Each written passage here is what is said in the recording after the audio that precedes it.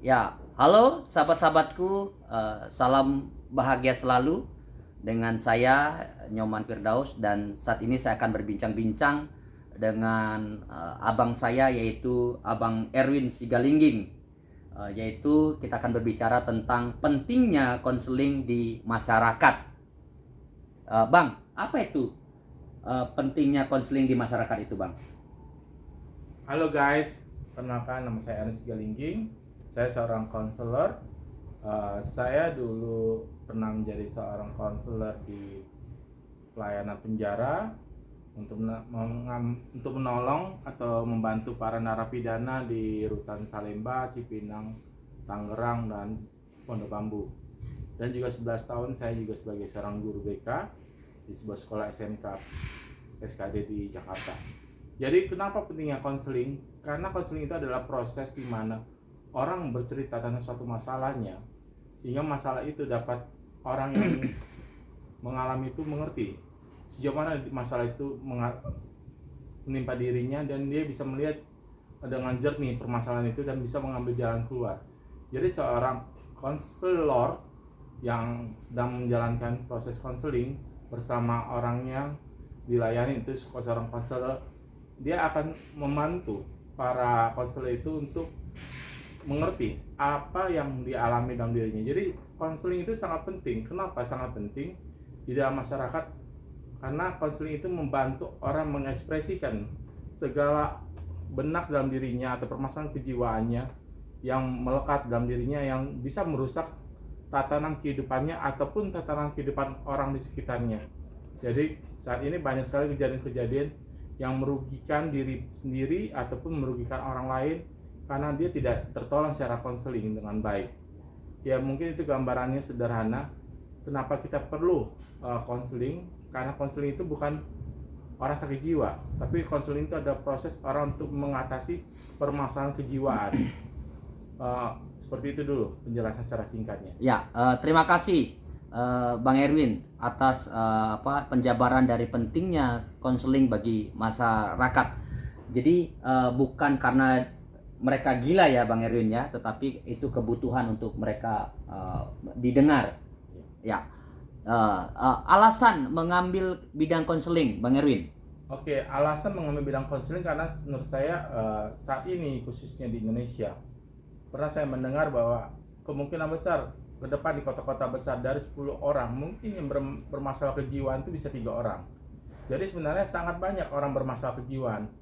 Kejiwaan itu tidak hanya yang parah seperti orang sakit jiwa, orang gila atau skizo, tapi orang yang bermasalah kejiwaan itu hal sederhana, orang yang nggak bisa tidur, insomnia, orang yang gelisah, khawatir, ketakutan yang berlebihan, atau hal-hal yang memang membuat kehidupannya tidak normal, itu bermasalah kejiwaan banyak sekali. Jadi saya melihat bahwa kenapa saya mengambil bidang konseling, karena saya suka tentang hal kejiwaan, tentang hidup ini. Jadi banyak sekali orang-orang yang perlu ditolong. Jadi untuk konseling itu sangat-sangat membutuhkan.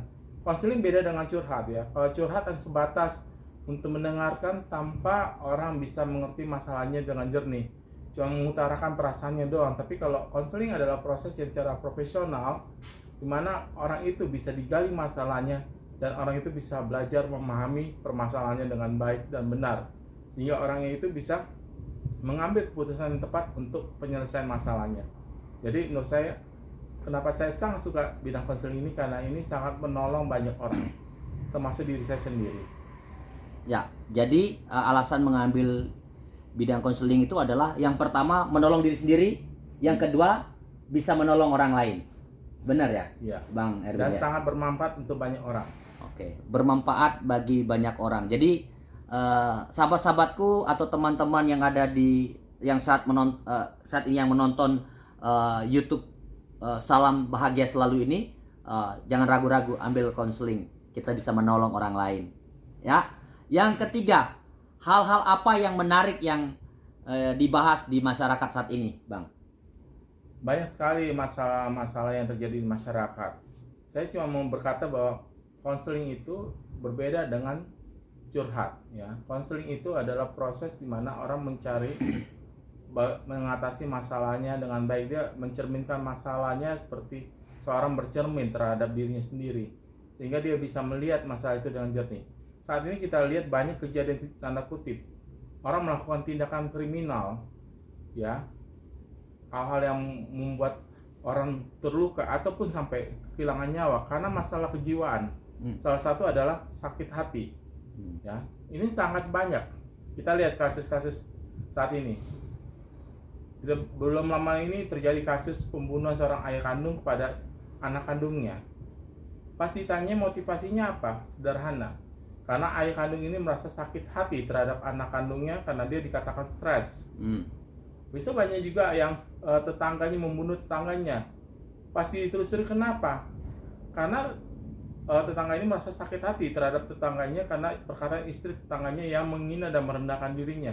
Dan mungkin banyak lagi orang sampai melakukan tindakan membunuh dirinya sendiri karena rasa sakit hati dan mungkin rasa trauma. Jadi sakit hati ini suatu hal yang memang menjadi suatu permasalahan yang sangat luar biasa, bisa merusak diri, bisa merusak tatanan kehidupan orang lain, bisa menghancurkan kerukunan antar warga. Jadi kita melihat sakit hati ini seperti satu penyakit seperti kanker yang bisa merambat dan merusak banyak kehidupan orang. Jadi orang yang sakit hati seringkali tidak tahu dia bermasalah sakit hati. Tapi di dalam proses konseling, orang itu akan ketahuan dia sakit hati atau bagaimana. Oke, mungkin itu penjelasan sederhana. Salah satu penyakit yang ada di masyarakat yang perlu dipahami dan disadarkan saat ini. Ya, jadi ini ya sangat menarik sekali bahwa kadang-kadang sakit hati itu sama nggak sih Bang dengan iri hati Bang? Oh, jelas berbeda. Beda ya? Sakit hati, iri hati berbeda. Iri hati itu bersifat dia merasa mungkin berbeda dengan orang lain pendapatannya. Iri hati bisa aja hal yang positif, jadi termotivasi untuk bisa lebih bangkit. Ya, jadi dia pengen, oh kenapa si A bisa punya penghasilan 5 juta, kenapa saya tidak? Nah, iri hati yang positif adalah saya harus bisa lebih mendapat lebih. Tapi kalau iri hati yang negatif, ya dia merasa wah orang itu pasti korupsi atau apa, itu iri hati yang negatif. Tapi kalau sakit hati itu berbeda, dia merasa punya kenapa ya orang yang baru penghasilan segitu aja menghina-hina saya dianggap miskin, rendah, sepertinya saya nggak penting, saya diremehkan. Itu namanya sakit hati. Jadi jauh beda.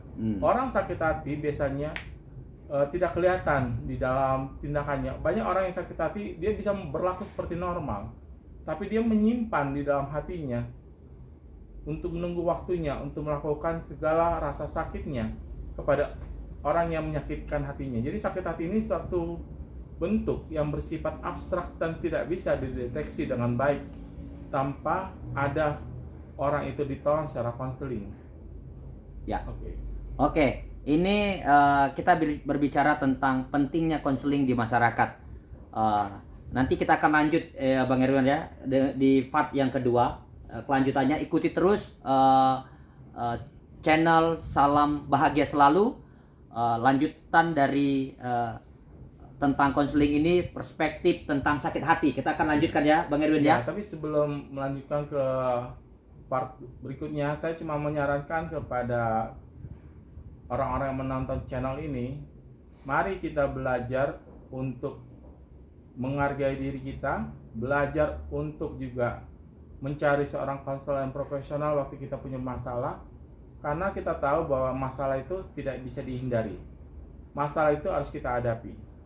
Jangan pernah kita menghindar permasalahan atau lari dari masalah. Jadi dengan hal itu kita memiliki satu kemampuan untuk mengatasi masalah. Jadi mari kita makin kuat, makin sehat secara jasmani, tapi juga sehat secara rohani atau sehat secara mental, sehingga kita menjadi orang-orang yang berbahagia dan orang-orang yang sukses. Salam sukses, salam konseling, konseling oke. Oke, konseling oke. Oke, terima kasih sahabat-sahabatku. Demikian wawancara saya dengan Bang Erwin Sigalingging. Tetap dukung channel Salam Bahagia Selalu ini. Subscribe, comment, like, and share bila channel ini memberkati saudaraku yang ada di sana. Tuhan memberkati kita semua. Amin.